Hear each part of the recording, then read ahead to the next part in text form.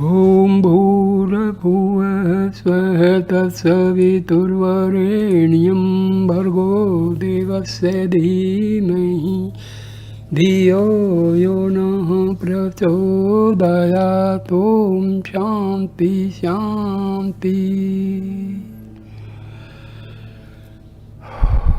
Namaskar, my dear friends. This is sixth video on the life and teachings of Swami Brahamananda, who was dearly called Maharaj, and his prehistoric name was Rakhal. It is already mentioned that how Sri Ramakrishna saw Rakhal dancing with Sri Krishna on a mystic lotus shortly before the boy's first visit to Dakshineswar. Only a few intimate disciples knew of this vision, and Sri Ramakrishna had warned them never to reveal it to Maharaj, explaining that if he realized his true nature as the eternal companion of Krishna, he would leave his mortal body. The secret had therefore been very carefully guarded. In March 1922, Maharaj went to Calcutta to stay for a while at the home of Balram. Balram himself had already passed away, but his whole family were sincere devotees of Ramakrishna, and his beautiful guest house was always at the disposal of all the Swamis and disciples of the order. It is now regarded as a place of pilgrimage, sanctified by the presence of so many holy men. While Maharaj was staying at the guest house, Ramlal Dada came to visit him. Ramlal Dada was a pure soul and devotee of a very high order. During Ramakrishna's lifetime, he had been one of the master's personal attendants and had served him with great devotion. Whenever he and Maharaj were together, their talk naturally turned to the early days. They would laugh and joke together, for they stimulated each other's sense of fun. One day Maharaj asked Ramlal Dada to sing for him the songs he used to sing to Ramakrishna. It was arranged that many disciples and devotees should be present to hear the singing. Ramlal Dada began to sing songs about Krishna and the shepherd and shepherdesses of Vrindavan. At first, everyone was very gay as Ramlal mimicked the gestures of the shepherdesses, making his audience laugh. Suddenly, Maharaj, who had also been enjoying the fun, became serious. Ramlal Dada was singing, "Come back, O Krishna, come back to Vrindavan. Come and reign in the hearts of your beloved shepherds and shepherdesses. Do not forget that you are a shepherd yourself." At that moment, Maharaj seemed transported to a realm beyond this earth. The joking and laughter stopped. The atmosphere became calm and serene. It may be that at this moment Maharaj got a partial glimpse of his true nature and knew himself to be God's eternal companion. The events that followed seem to point to some such revelation. The events that followed seem to point to some such revelation. A few days later, at midnight, Nirva Nirvanananda, a disciple and personal attendant of Maharaj, saw his master singing on his bed in a very earnest mood. The disciple stood silently before him, waiting for him to speak. Maharaj looked at him and said, I woke suddenly and saw Sri Ramakrishna standing just there. He pointed to a spot in front of a couch, adding, He did not speak to me. He stood there silently for a while and then disappeared. I don't understand it. After a few moments, Maharaj continued in a low, earnest voice, I cannot give my mind to the things of this world any longer. It wants to take complete refuge in him and him alone. Shortly after this, the birthday of Sri Ramakrishna was celebrated. Maharaj stayed at the Belur Mutt for the occasion. Then he returned to Balram's house in Calcutta. 2 days later, he had a slight attack of cholera but recovered within a week. This illness, which left him feeble, was followed by diabetes, which took a serious turn. Many doctors came to treat him, one of whom bore the religious mark on his forehead. Doctor said, Maharaj, the Lord Shiva, whose symbol you wear on your forehead, is the only reality. Everything else is unreal. A devotee asked Maharaj, are you suffering very greatly? Please try to realize, Maharaj answered, that in my condition I have to bear all physical suffering patiently and without complaint. But as he said this, his face lighted up with a divine radiance. The pain seemed to have melted. While speaking of the divine expenses, his throat became dry. A disciple offered him a drink, saying, Maharaj, please drink this water. It has lemon in it. The mind doesn't want to come down from Brahma, said Maharaj slowly. Pour Brahma into Brahma, and like a child he opened his mouth for the water to be poured into it. Then he turned to Swami Shardananda and said, Brother, Sri Ramakrishna is real.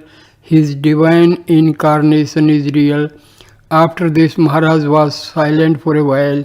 He was deeply absorbed in meditation and his face bore an expression of great sweetness. The minds of those who were present were so uplifted that they felt no grief, only joy and silent calm. All sense of the world and of death was lost. Suddenly, out of the silence, the voice of Maharaj was heard. Ah, that inexpressible light, Ramakrishna, the Krishna of my Ramakrishna. I am the shepherd boy. Put anklets on my feet. I want to dance with Krishna. I want to hold his hand.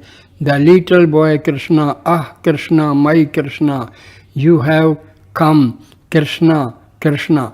Can't you see him? Have not you eyes to see? Oh, how beautiful my Krishna on the lotus, eternal, the sweet one. My play is over now, look. The child is caressing me. He is calling me to come away with him. I am coming. The tenderness and heavenly compassion that filled his heart were expressed in every word he uttered. The whole atmosphere of the large hall where he was lying seemed to vibrate with this emotion. No one can describe the extraordinary sense of holiness which was created by his presence. Everyone knew that the fateful hour was approaching and that Maharaj was taking his final leave.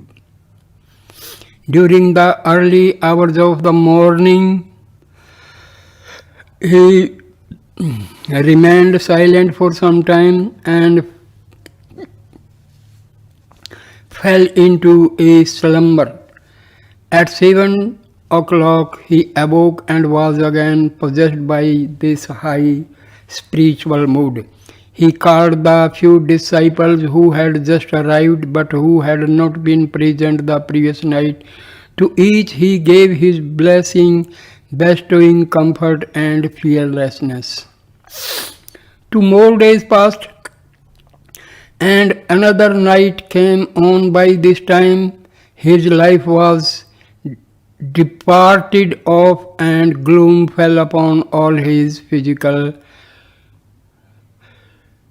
By this time his life was despaired of, and gloom fell upon all his physical condition, grew worse and worse, and the doctors were amazed that he had not passed into coma days before, as is usual with this kind of illness.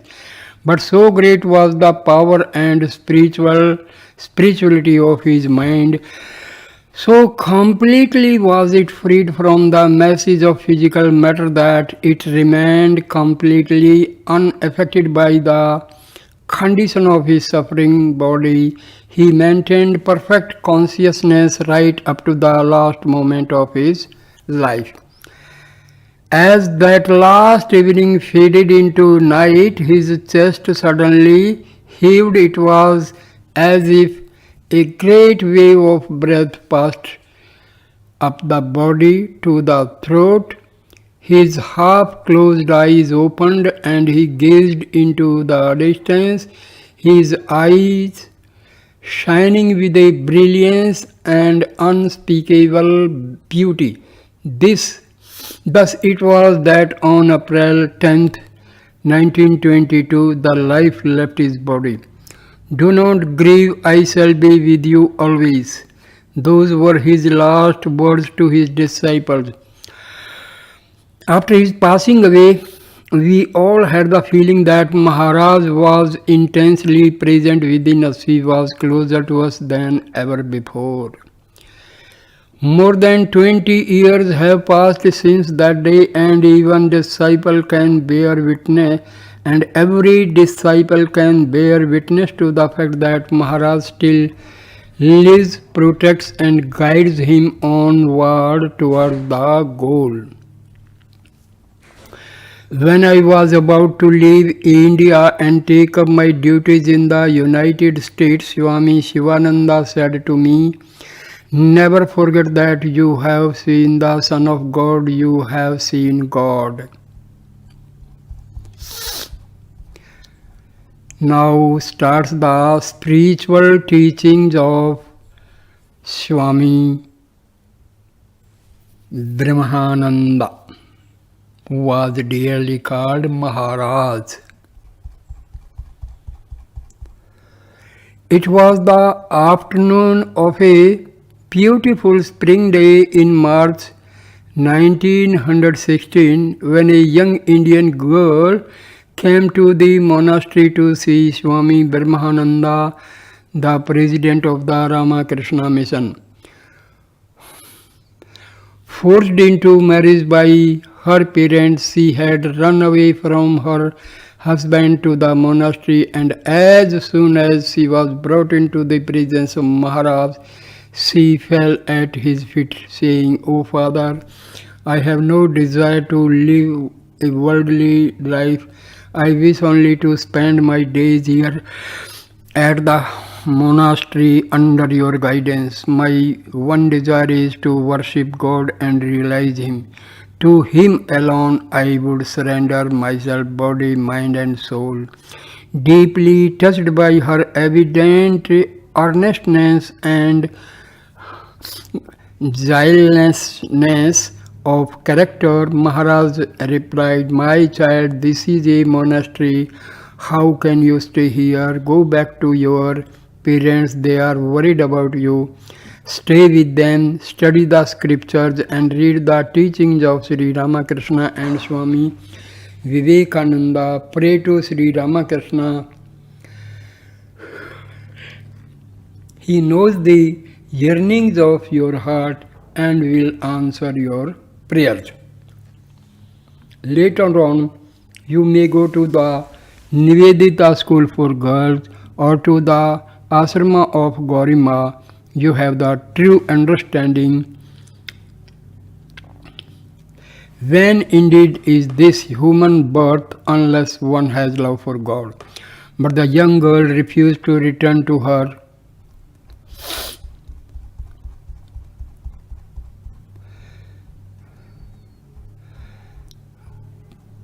returned to her parents.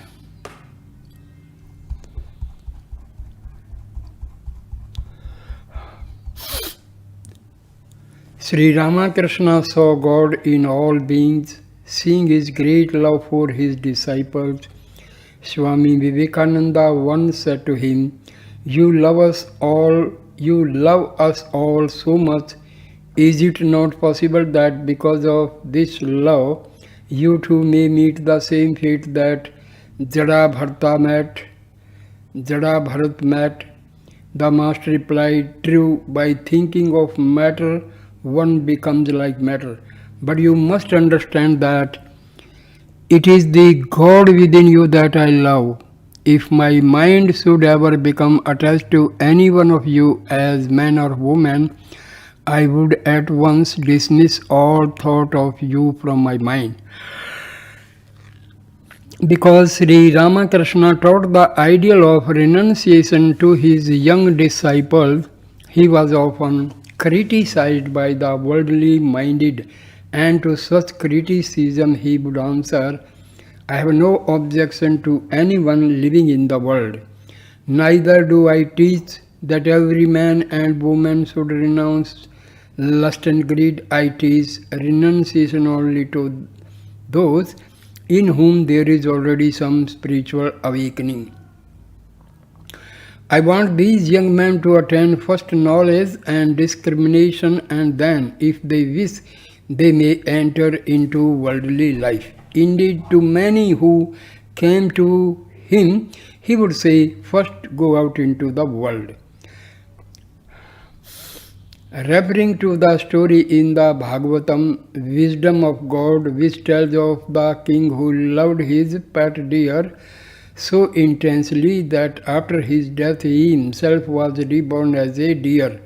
The moral of the story is, as you think, so you become. Therefore, one should not become attached to any object in the world.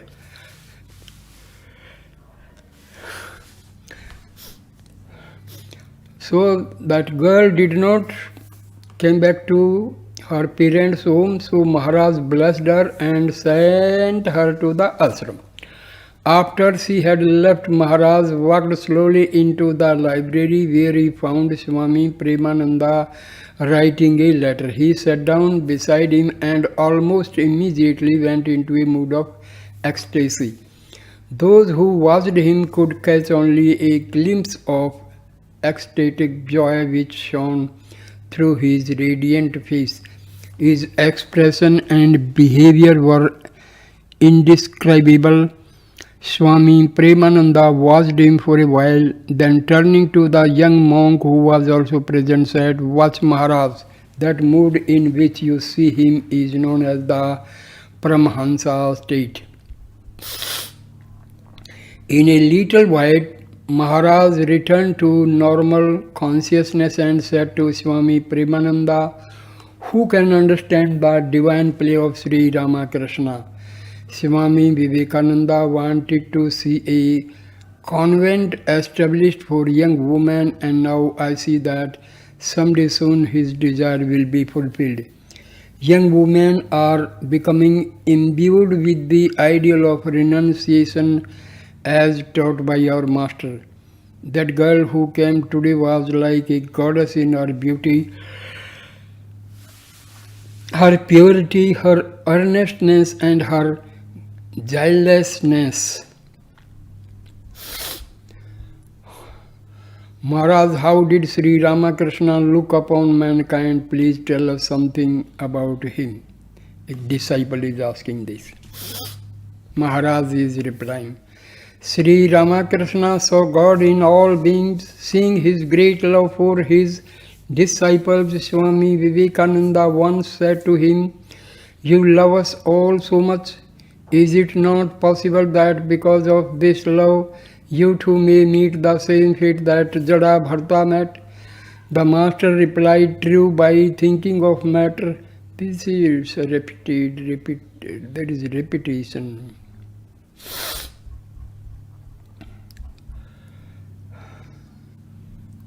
So gather your experience, and then when you have become sick of the world, come to me for the cure.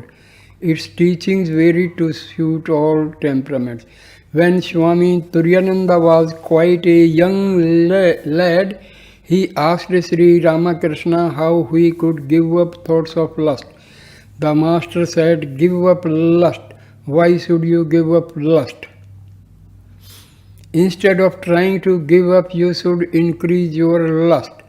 This advice amazed the young disciple, but he said nothing, and the master continued, "Direct all your thoughts of lust and all your passions towards God." Often he would point to himself and say, "Everything will be achieved if you will love this." The more intensely you yearn for God, the greater will be your revelation of Him.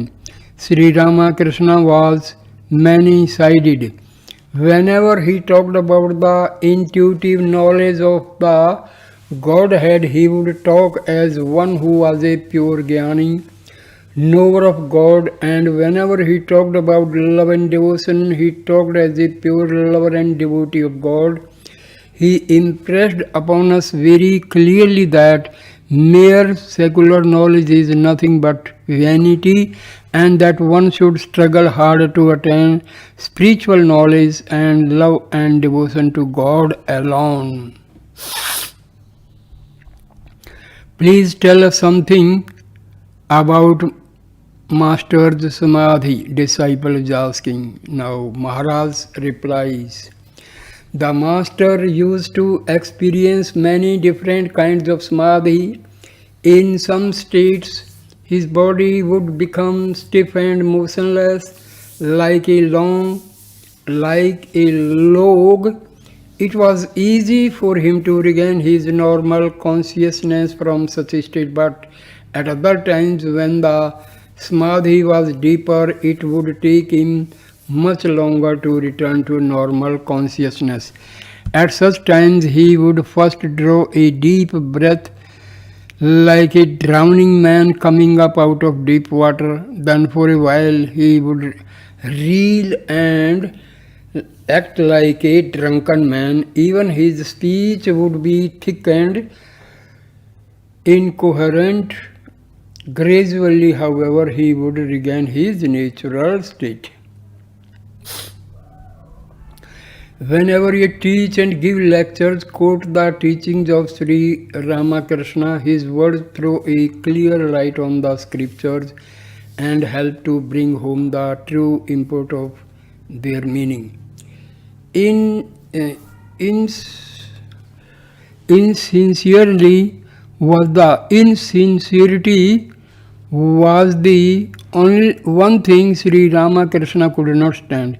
He loved those who loved God sincerely. He used to say, if a man prays to God with a sincere heart, he is quickly freed from all impurities. Most of the master's nights were spent in samadhi, or in chanting the Lord's name, or in singing his praise. He seldom slept for more than an hour any night. Often I have seen him completely absorbed in samadhi for more than an hour at a time. Sometimes he would try to speak to us, but no words would come. Later he would say, "You see, I want to talk to you while I am in samadhi, but whenever I try to do so, it seems as if the doors of my speech are locked." Many times, as he was coming down to the normal plane, he would be muttering as though talking to an unseen being.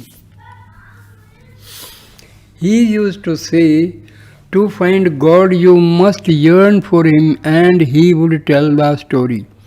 An aspirant approached his teacher and asked to be shown the way to the attainment of God. The teacher took the disciple by the hand and led him to the river there without a word. He held the disciple's head under the water for some time. After a while, he let go, and the disciple came up, choking and gasping for breath. He looked at his teacher in astonishment, and the teacher smiled at him and said, "Well, how did it feel?" The disciple answered, "I felt an intense longing for air." "Well," said the teacher, "when you can long for God with the same intensity as you longed for that breath of air, you will surely attain Him." When Swami Vivekananda first came to Sri Ramakrishna as a young man, he would often argue with him. At that time, Swami believed only in the formless aspect of God and even told Sri Ramakrishna that he considered his visions of God as mere hallucinations of the brain. He would also scold the devotees when they went to bow down to the deities in the temple. This attitude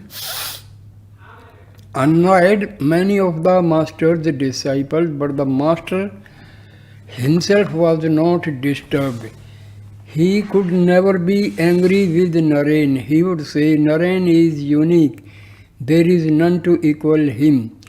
Later on, he gave Swamiji the vision of God in all his aspects, so that he too came to say, "Devote ourselves to God, whether with form or without form, and you will reach Him." Disciple. Maharaj, many people are of the opinion that those who met Sri Ramakrishna did not need to struggle to find God. To know Him was quite sufficient. Even the great devotee Ramdatta had this view. Maharaj. Disciple asking, "Maharaj, many people are of the opinion that those who met Sri Ramakrishna did not need to struggle to find God. To know Him was quite sufficient. Even the great devotee Ramdatta held this view." Maharaj replied, "Ramdatta was unique. He had a true faith, a faith which grew in intensity and which lasted all his life. Few have such faith. With the majority, it is merely lip faith." Disciple. Maharaj, many devotees who have seen the Holy Mother and have served holy men think it is not necessary for them to continue their spiritual struggles. Maharaj.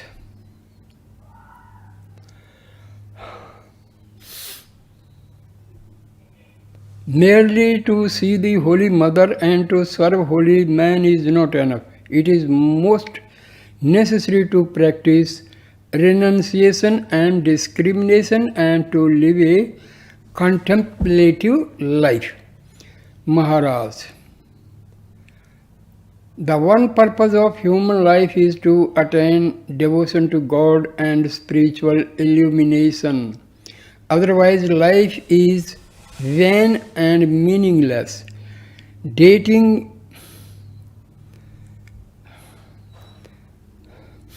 drinking, sleeping, and procreating are not the sole ends of human birth. These belong to the brutes. God is greatly manifest in the human body. Try to understand this truth.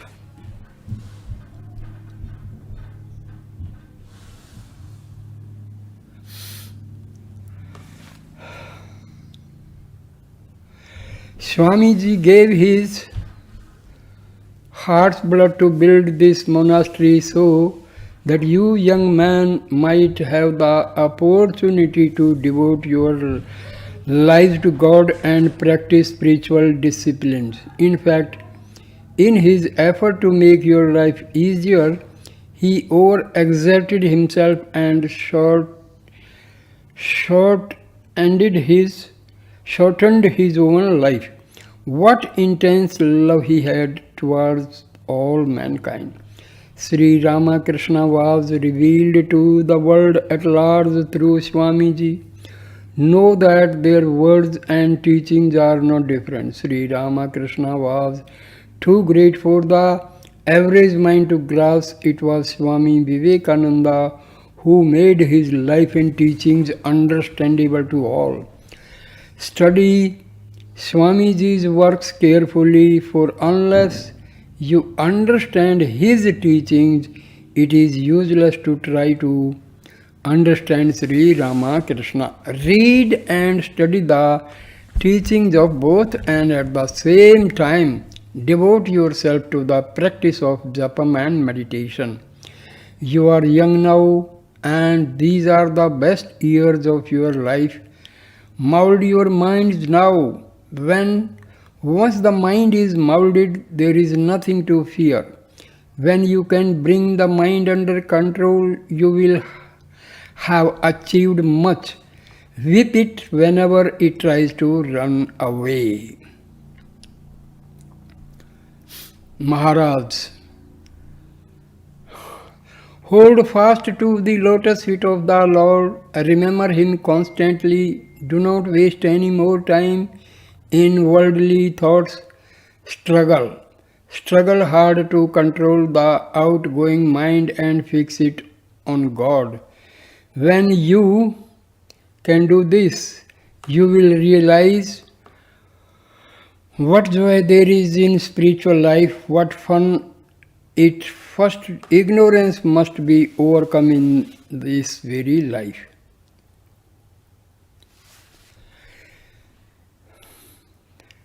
I will repeat it once more. Hold fast to the lotus feet of the Lord. Remember him constantly. Do not waste any more time in worldly thoughts. Struggle hard to control the outgoing mind and fix it on God. When you can do this, you will realize what joy there is in spiritual life, what fun. First, ignorance must be overcome in this very life. This will not be easy unless you can devote yourself wholeheartedly to the work of the Spirit. Faith is the one thing needed. Intense faith. Let not doubts get hold of your mind.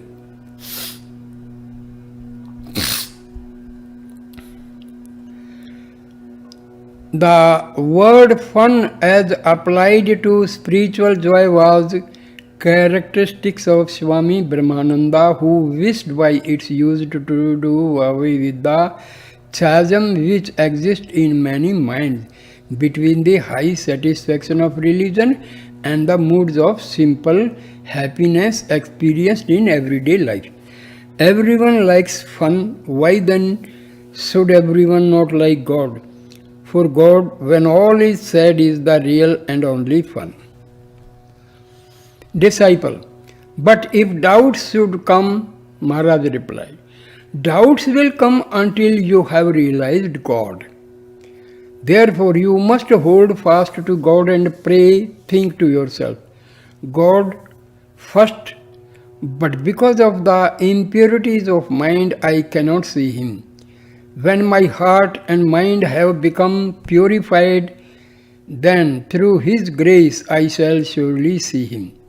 God cannot be known by the finite mind.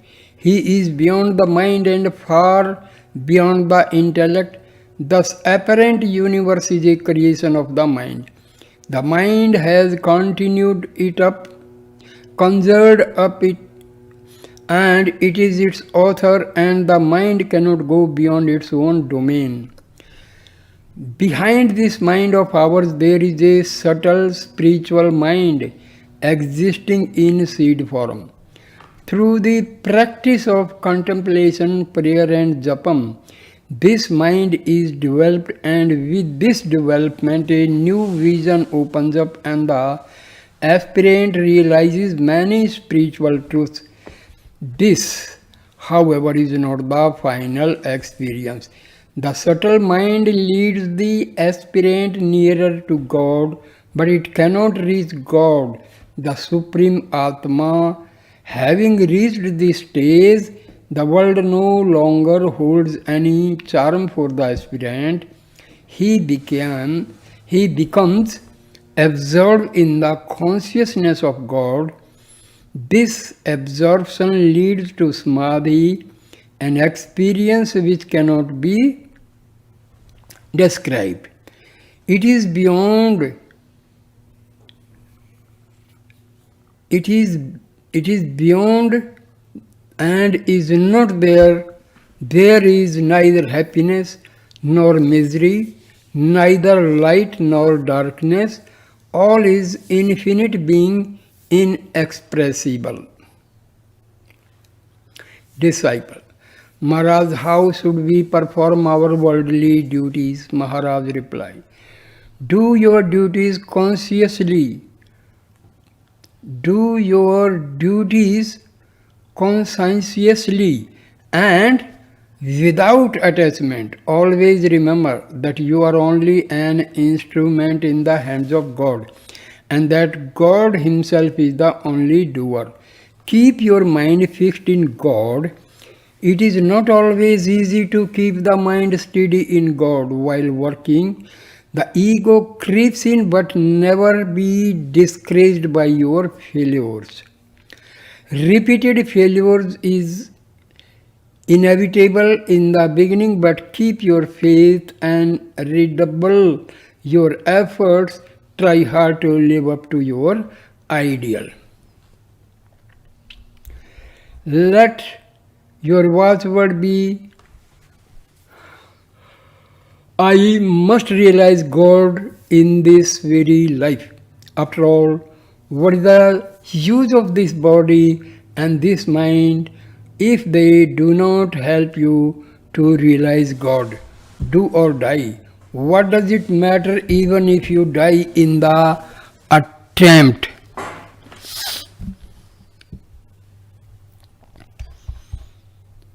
Disciple: Maharaj, what is the significance of all these gods and goddesses? Do they really exist? And what is the meaning and purpose of ritualistic worship? Maharaj replies, the many gods and goddesses represent but so many different aspects of the one Godhead. Men differ in their temperaments and so are inclined to different ways of worship. To meet the needs of all, the scriptures prescribe 4 distinct methods of worship. One method is the ritualistic worship of God, embodied in an image or symbol. Higher than this is the worship of God with prayer and japam. By this means the aspirant prays and chants and meditates upon the shining form of his chosen ideal within his own heart. Higher still is meditation. When a man practices this form of worship, he keeps up a constant flow of thoughts towards God and becomes absorbed in the living presence of his chosen ideal. He goes beyond prayer and japam, but the sense of duality remains. The highest method of worship is meditation on the unity of the Atma and Brahma. This leads directly and immediately to God. The aspirant experiences Brahma. He knows that God is, it is an actual realization of the omnipresent reality. These are the different stages through which the aspirant progresses. It is of vital importance that a man begin his spiritual journey from where he is. If an average man is instructed to meditate on his union with the absolute Brahma, he will not understand. He will neither grasp the truth of it nor be able to follow the instruction. For a while he may try, but sooner or later he will tire of the struggle and give up. However, if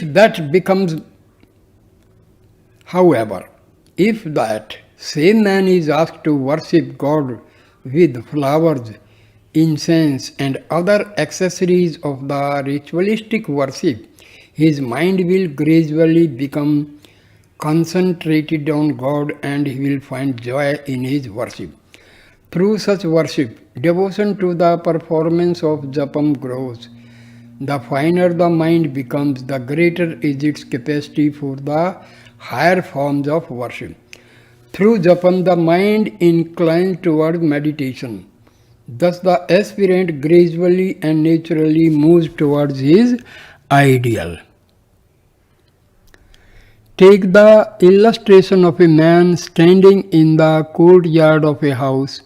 He wants to reach the roof, but instead of climbing the staircase step by step, he permits himself to be thrown up bodily. What happens? He is seriously hurt. So it is with the spiritual life. One should follow the gradual path, for just as there are laws governing the physical world, so are there laws governing the spiritual world also. Disciple asking, how may I check a distracting thought that persistently arises in my mind? Maharaj replied, think to yourself, this thought is immensely harmful to me. It will be my ruin. Impress the idea again and again upon your mind. The mind is extremely susceptible to suggestions and will learn whatever you teach it.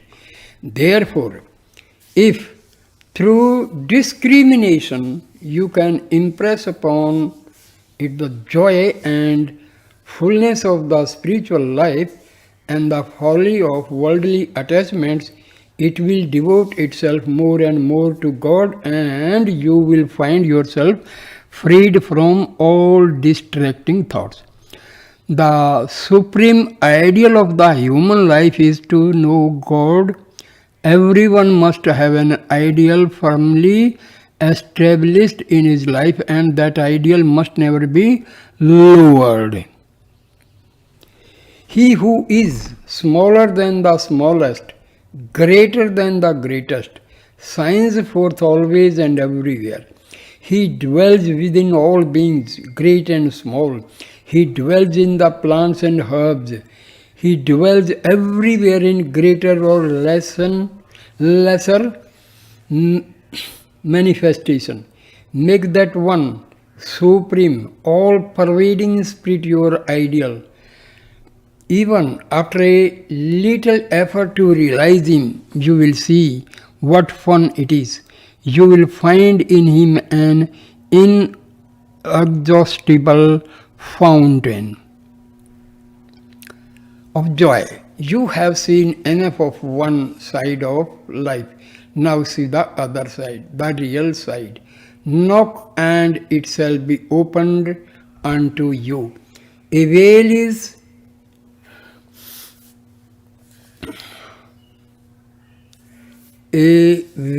is eluding the reality. Remove that veil and you will find him. If you will apply yourself to the attunement of this ideal, the whole world will be transformed for you. Disciple asking, Maharaj, what rules of diet should one follow? What rules of diet should one follow? Maharaj, that is a difficult question to answer. Men differ so widely in their constitutions that it is hardly possible to lay down any hard and fast rule about food. One kind of food may be agreeable to your constitution and yet do me harm. For this reason, the scriptures do not specifically advise any diet but only warn against rich foods. Disciple asking a question: should we avoid eating meat since it entails killing? Maharaj, nonsense. The Buddhists say harmlessness is the highest virtue. What does this mean? You can understand the significance of this only when you have attained samadhi, when you have reached enlightenment and have seen God in all creatures. Until then, mere talk is useless. When you can see the same God in the ant as in yourself, then you can practice this virtue. You may talk of not killing, but can you possibly avoid killing? What would you eat? Potatoes. Plant a potato underground. It shoots forth young sprouts. Has the potato no life? Would you eat rice? Plant the paddy grain in the earth. It grows into a rice plant. You want to drink water? Examine a drop of water under a microscope and see how many millions of tiny lives are there. You must breathe to live. Yet, with every breath you kill millions of creatures. Do you see any harm in that? You think you lose your religion if you take a little fish. Such arguments are foolish. The ancient Hindus held no such ideas. These are later Buddhist and Vaishnavite interpolations.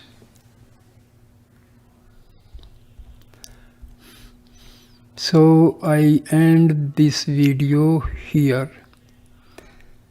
Next video will start page number 114. So thank you, my dear friends, for watching and listening this video with patience. Please like, comment and share the video and subscribe the channel. Thank you, my dear friends. Namaskar, namaskar, namaskar, namaskar.